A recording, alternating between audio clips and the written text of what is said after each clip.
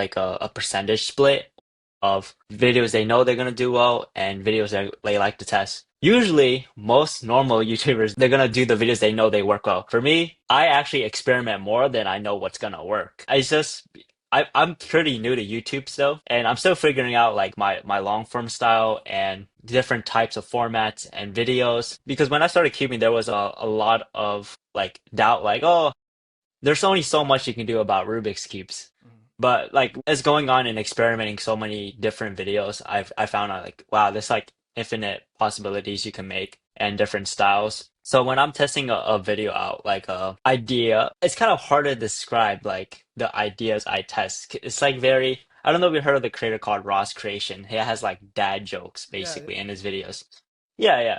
It's kind of like that. Like my video is kind of like getting bringing non-cubers to a Rubik's Cube competition and signing them up for it, or going to a Rubik's Cube competition in disguise. Another one that's gonna come out to like tomorrow. Copying YouTubers' video and seeing if they notice and hmm showing it to them. So it's kind of like those like funky ideas that I test with. And to know if an idea is gonna do well, the easiest answer is looking at the view count. But also view count isn't also everything because engagement, like comments, like how many people you impacted also matters as well. So I factor all those in and see if it like resonates with people and if it's like worth the time investment into making the video. Like one of my most videos that kind of like really flopped was straining Rubik's cubes for 30 days or something, one-handed. I forgot how I packaged it, but it did really bad. So like that, I know like how to improve the format. Like I might try the idea again, but maybe make the video a different style. Okay. So it's more so about like not even the idea itself. It's kind of more so the way that it's presented to the audience that will kind of dictate that. 100%. Yeah. How you present information to an audience is like how to solve a Rubik's Cube. There's so many ways you can like show people how to solve a Rubik's Cube, but there's usually that one video that's going to resonate with you the best that like speaks to you better. Like when I started solving like learning how to solve Rubik's Cube, I went to like countless tutorials and I had to find the right one for me. And would you say that's kind of like a similar process that you took with even like creating ideas itself? Because the way I see it, it's almost like taking proven concepts, like proven like content buckets, like challenge videos, and taking things that work in the entertainment space and applying that to your niche. Yeah, take some inspiration to like the basketball niche, like of Jesser, probably a good example. Or sometimes the ideas I just come with are like in my head, like whatever I think like that might be funny. Like Ample was a good Ample. I don't know if you heard of Ample. He dressed up as a Phineas and Ferb to school, and then I had an inspiration. Oh, I'm gonna dress up as Mario and throw a Rubik's Cube competition. So I did that. But yeah, I forgot what the question was. I don't know if I answered it. No, but it seems like mostly it's like it's a thought in your mind where it's like, okay, like this would be a fun idea. If am I gonna have really fun planning this video out and like being really happy about the video? Like my favorite video is one of my favorite videos I filmed was getting my friends who don't know how to solve a Rubik's Cube to a competition. That video took like 3 months of planning to make sure all their schedules are free so they can come to the competition. And then I had to make sure that I had time to teach them how to solve a Rubik's Cube. So that was really fun to plan. And then filming to shoot that video too was really fun and seeing the reaction. So it's just overall like if it makes me the video makes me really excited to like do the idea. It definitely goes against like the typical advice that you hear on YouTube where it's like, okay, like look at the outlier score. If this does that, then you want to repackage and blah, blah, blah. Right.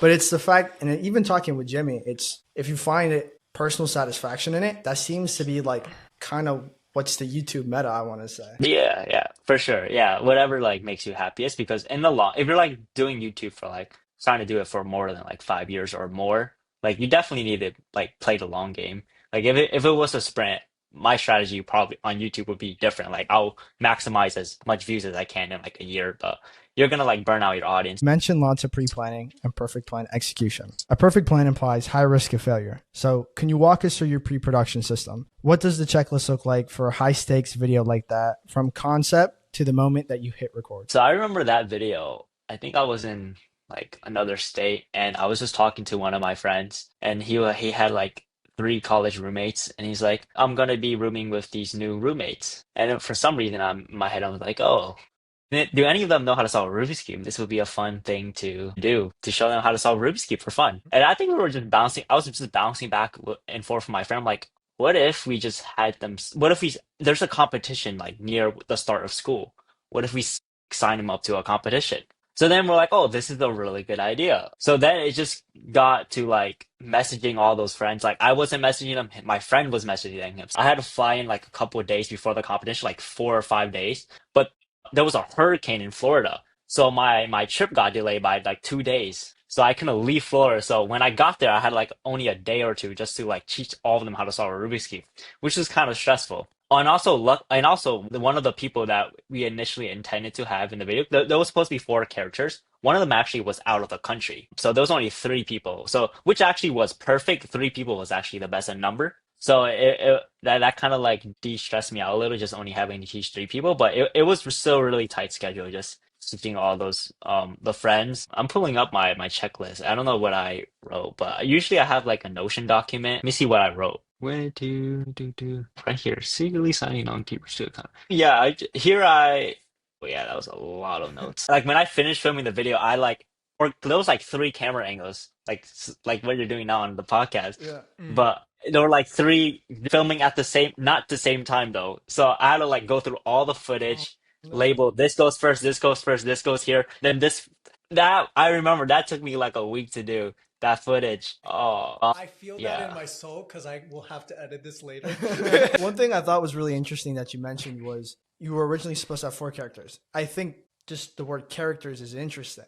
So, what is kind of like the thought process behind like why do you call the people in your videos characters? Yeah, so I wasn't friends with like one of them I was only friends with and the other two like hey wait, what do you mean about character? Like why do I call them characters besides friends or Yeah, yeah, yeah. I just thought it was interesting. It's like you make them part of your script in a way. So you almost have like yeah, yeah, characters in the yeah. script. They all had contrasts. So what I like one of them was a girl that I had a crush on. I know that's out in the public now. And then one of them I like met. He played basketball with me. I played basketball with him. And then the other friend was like a photographer that like laughed a lot. So he would be like they'll all be like good characters. They all had like contrast. Like one person was really confident, one person was really shy, and one person just laughed a lot and like couldn't take anything seriously. At the end of the day, it is about storytelling. It's about like taking your audience through a journey. Sometimes like I don't remember, but I think I came to the conclusion like how I was gonna portray them once I finished filming the video. Since I didn't like know them all too well. So after I finished filming, I'm like, okay, this person's gonna be we're gonna display them less confident, and then just like unserious, laughy. You also mentioned too like you were bouncing ideas off your friends. Is that typically like something that you would say is important? Let's say like for the aspiring content creator, like bouncing ideas off of people and just getting more people involved in the process of making videos. Yeah, I think it's very important because some your friends they especially if you're bouncing off another creative friend or pretty much anyone actually, they all have like a different life experience, so they're gonna view everything like way differently.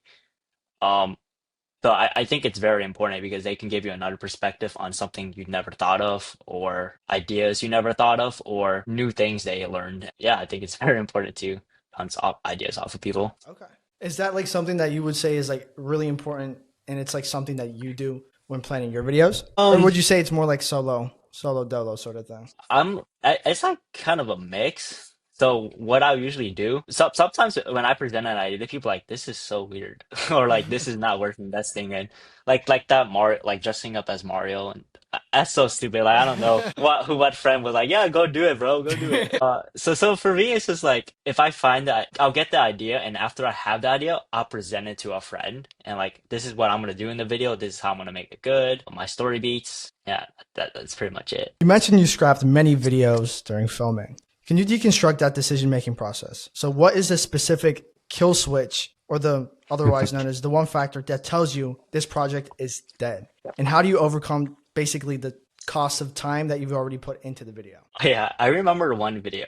It was dressing up as a minion. The song was dressing up as a minion. You have a lot Yeah, of yeah, yeah. dressing That up. video was expensive. I bought like 20 costumes for everyone. And then I had like two filmers and I had the video edited. It's Right. actually on my second channel. It just the quality wasn't good enough to make the cut for the main channel. So I think the quality control for me was like I think that during that time too, this was like last year when I had the video made, I'm like my channel's in a different direction now. There's like not really like much of a story in this, and it just didn't feel right. I don't know. It's like I don't know how to describe the feeling. Like the video doesn't feel like a Soup Timmy video. Even I had the video edited, and like